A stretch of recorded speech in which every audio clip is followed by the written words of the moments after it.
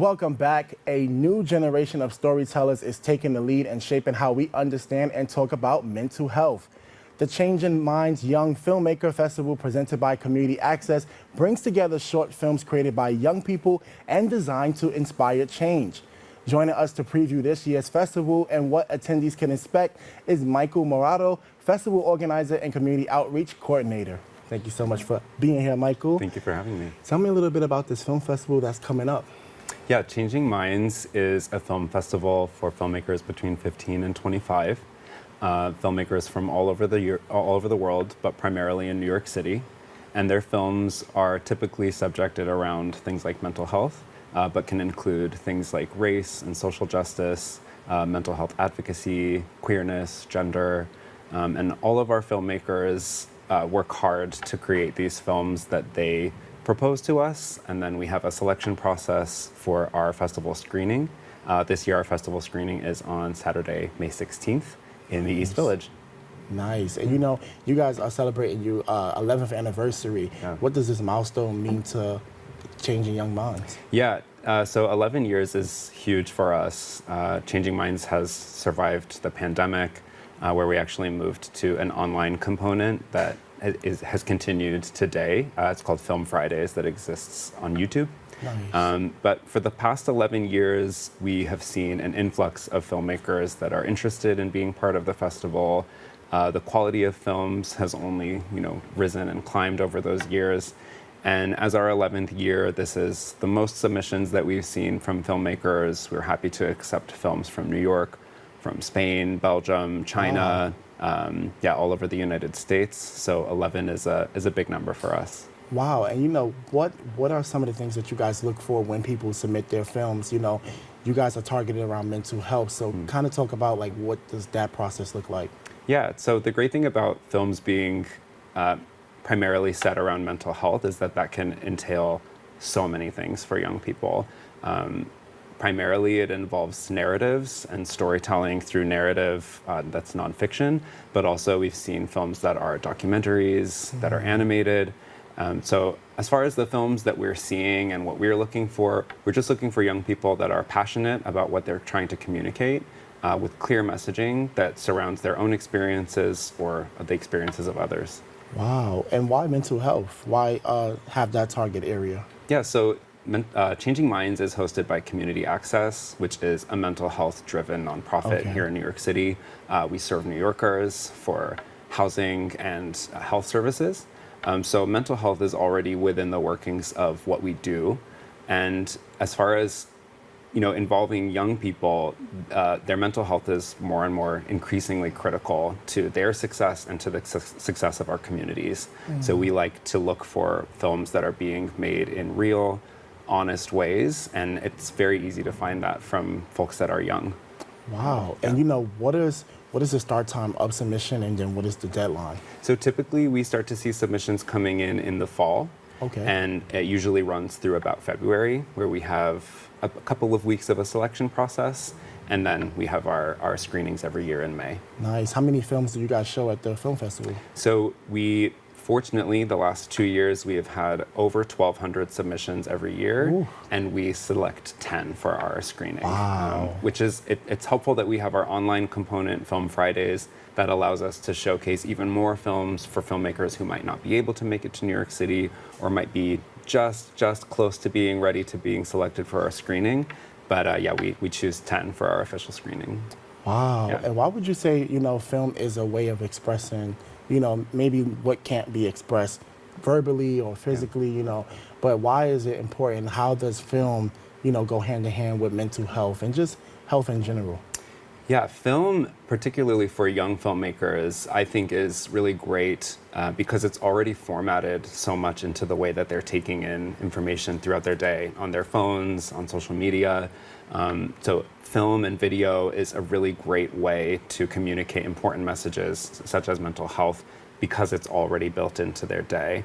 And then for folks that are older or young at heart, it's very easy for us to take in information that is through film as well. Film allows for these filmmakers to communicate things that might be very deeply personal, that they may have a hard time putting words around.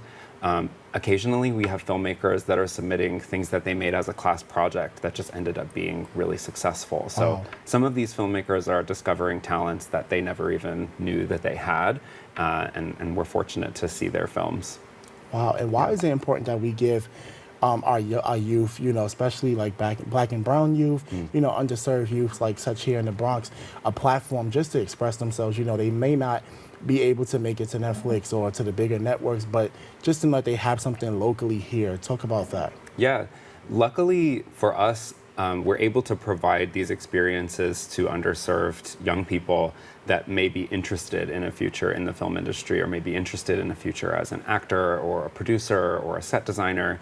And you're right, it's very rare that those young people have resources to get to places like Netflix or a full production company. This is a great way for them to practice, for them to become connected to other filmmakers and other people who may have insight into the industry. So it can be a launching pad for them to move from what could start as a class project into an internship. Some of our alumni are currently working in production here in New York. We have an alumni that's actually a writer in LA on a successful TV show. So there's all kinds of opportunity to help link these young people with the industry that they're passionate about and to get them into jobs that they're destined for. Wow. Yeah. So 1,200 submissions, and then you narrow it down to about 10. Yes. What are some of the qualities that you see within the film that make the cut? Whether it be camera shots, whether it be the story in general, the acting. What are some of the things that you guys look for that makes it worthy to be in a film festival? So our basic criteria are typically that they are based in New York, near New York, or that they're within an area that we could easily transport them to New York. We are very fortunate to host our filmmakers, so we fly them in for the festival. So we're flying folks in from all over the place. Some are easier to fly in than others. So our criteria are that they're reachable, but that also that they, like I mentioned, that they're between 15 and 25, that the subject matter of their film is clear, that it's clearly about mental health, queerness, race, social justice, mental health advocacy. But beyond that, we just look for passionate storytelling. We look for young filmmakers who are linked to what they're discussing, and you can really viscerally see and feel in their films when it's clear that it's subject matter that's important to them. Beyond that, we look for sophistication, we look for style, we look for uniqueness. And I'm very proud to say that all 10 of our films that were selected this year are distinctly unique and very special. Nice. And what can attendees expect on the day of? Is it going to be like a theater type of vibe? Like, are you going to have popcorn, some snacks? Yes. So the screening is on Saturday, May 16th at Village East Cinema, which is in the East Village. It's in Angelica Theater from 7 to 9 p.m. What they can expect is a lovely red carpet with a step and repeat for photo opportunities. Nice. They can expect free Changing Minds merch and concessions. We allow and offer refreshments to our audience. And then they can look forward to a screening of all 10 films and then a question and answer portion with all of the filmmakers. Nice. It's a great evening. It's a night out at the movies, but for the cost of one film, you can see 10. Our tickets are $10, so very affordable and accessible. And it's a great night on the town. That is so dope. Yeah. And just you being into film yourself, what are some of your favorite genres and what has stuck out to you during the film festival? A moment that you may have watching the film that either made you cry or made you sympathize with the film. Yeah, I'm very fortunate to be on the selection committee. I go through not all of the 1,200 films, but a great portion of them. Yeah. I'm very overwhelmed by emotion seeing the work that these young people make, how clearly they articulate their thoughts and experiences. Personally, I think the thing that sticks with me the most is the animated films that we get.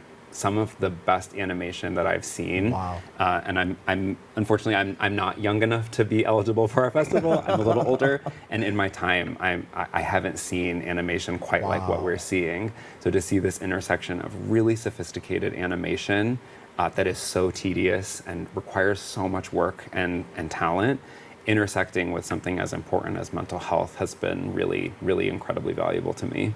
Wow. Yeah. And what's your favorite part about the film festival or the whole process, I just love working with the filmmakers. I love hearing their thoughts. I also love noticing how they deal with logistics, answering emails, being on time, these people are showing up, and they're showing up as their best selves for something that means a lot to them. And I think that that helps us to really spread and casualize the conversation around mental health and make it something that is more accessible to their age group and to our community. Wow. Well, thank you so much, Michael. Yeah, Congratulations on 11 years Thank you. of Thank it. you. For more information, you can visit the website at communityaccess.org. Stick around. We'll be right back.